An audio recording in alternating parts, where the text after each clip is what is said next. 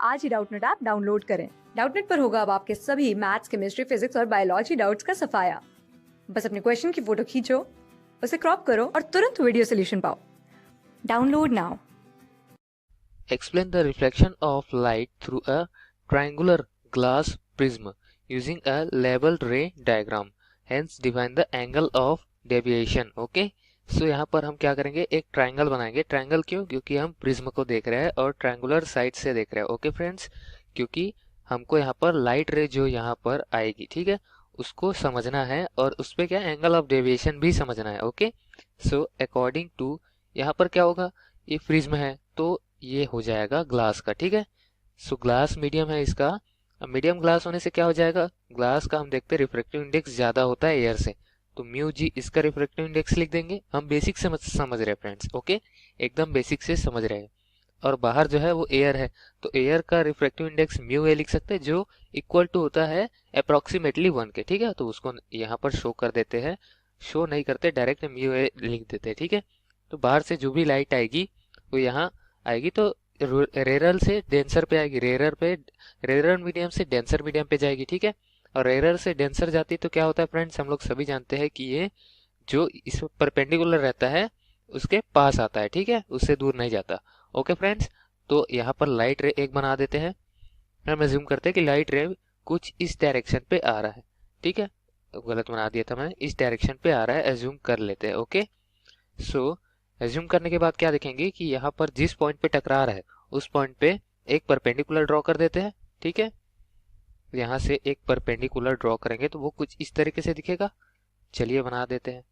ये मैंने बना दिया यहाँ पर एक परपेंडिकुलर, ये इस तरीके से, ठीक है फ्रेंड्स। अब ये परपेंडिकुलर हमने यहाँ पर बना दिया है। उसके बाद क्या होगा, दूसरी तरफ भी जहाँ से होगा वहां भी परपेंडिकुलर बनाना पड़ेगा। चलिए देखते हैं इस परपेंडिकुलर से कितना देर झुकेगा, ये भी देख लेते हैं। हम एज्यूम करते हैं कि इस परपेंडिकुलर पे ये आई एंगल बनाकर आ रहा है, ठीक है। उसके बाद ये रिफ्लेक्ट हो जाएगा अंदर जाकर, ठीक है, तो रिफ्लेक्ट हो जाएगा, रिफ्लेक्ट नहीं। तो फ्रेंड्स ये क्या होगा, जितना ये लाइन है परपेंडिकुलर है उससे ये सीधे जाना चाहिए वैसे तो, लेकिन रेरर से डेंसर पे आ रहा है, तो डेंसर पे क्या होगा, ये इस साइड पे झुक जाएगा, मतलब ये जो परपेंडिकुलर है इसके साइड पे झुक जाएगा, ठीक है, परपेंडिकुलर के साइड से झुक जाएगा, परपेंडिकुलर से दूर नहीं जाएगा, पास आएगा, ठीक है।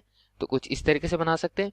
उसके बाद हम देख रहे हैं कि ये कहाँ से कहाँ आया था, एयर से ग्लास में एंट्री मारा था, ठीक। तो एयर से ग्लास के वजह से क्या हुआ था, ये जो परपेंडिकुलर है उसके पास आया था।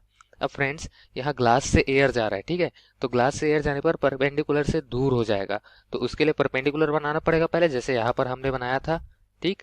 चलिए बना देते हैं। कुछ इस तरीके से दिख सकता है परपेंडिकुलर, ठीक, आगे और पीछे दोनों साइड बना देते हैं, ठीक है फ्रेंड्स। तो ये ग्लास मीडियम का परपेंडिकुलर उस पॉइंट पर है जिस पॉइंट पर ये लाइट टकरा रही है, ठीक है, मतलब ये लाइट जिस पॉइंट पर पॉइंट कर रही है उसके बाद वहां से निकलेगी, वो है, ठीक।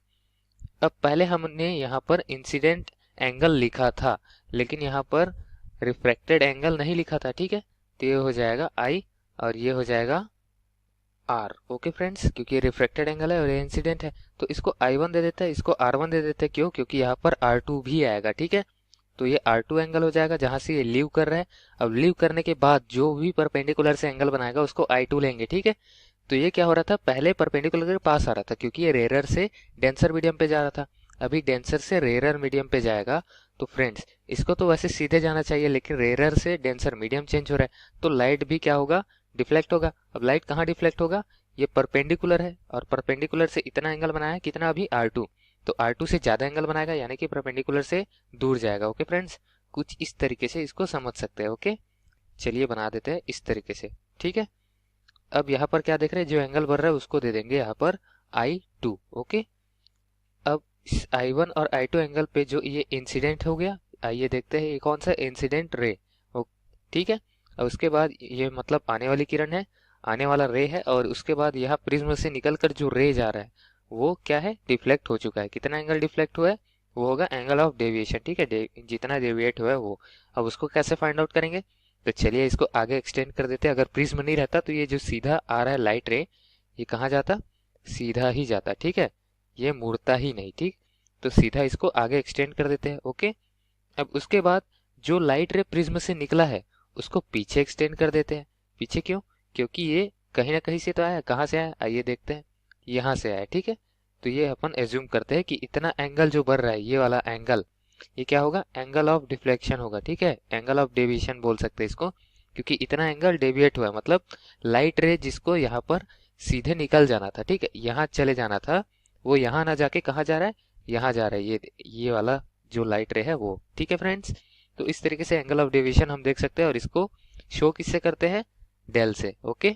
और अगर इस डेल का वैल्यू यहाँ पर हम लिखना चाहे तो लिख कैसे सकते हैं, डेल यानी कि एंगल ऑफ डेविएशन कितना हो जाता है, ये होता है हमारे पास I1 यानी कि इंसिडेंट जो एंगल है वो, प्लस I2 यानी कि जिस एंगल से ये आउटकम हुआ इसका, जिस एंगल से इन्होंने आउट पे एंट्री मारी बाहर, मतलब डेंसर से रेयर मीडियम, मतलब ग्लास से लेकर यहाँ पर एयर पे आया, ठीक है, वो ये एंगल, ठीक। उसके बाद इसमें से इन दोनों एंगल का एडिशन होगा, उसमें माइनस किसको करेंगे, प्रिज्म एंगल को, ठीक है। प्रिज्म एंगल क्या होता है उसको यहाँ पर शो नहीं किया था हमने, कर देते हैं। ये जो एंगल बनाता है ना प्रिज्म ऊपर पे, उसको बोलते हैं प्रिज्म एंगल, ए से शो करते हैं उसको, ओके फ्रेंड्स।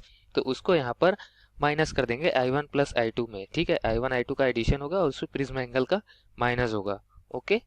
और ये कैसे आया फ्रेंड्स, उसको समझने के लिए हमको ट्राइग्नोमेट्री में घुसना पड़ेगा। मैं आपको ब्रीफ में बता देता हूँ शॉर्ट पे कि ये एंगल है ए, और ये R1 प्लस R2 को अगर हम देखें तो ये ट्रायंगल पे क्या हो जाएगा, ये R1 प्लस R2 जो होगा, यहाँ पर लिख देता है शॉर्ट पर, R1 plus R2 equals to होगा 1, ठीक है, ए प्रिज्म एंगल, ओके। सो R1 प्लस R2 हो रहा है प्रिज्म का एंगल, ओके। अब यहाँ पर क्या लिख सकते हैं हम कि I1 माइनस R1 लिखेंगे तो ये एंगल बनेगा, ठीक है। ये जो एंगल बन रहा है ना, ये वाला एंगल और ये वाला एंगल, ये दोनों एंगल को ऐड करेंगे तो ये डेल का वैल्यू अपने को फाइंड होगा।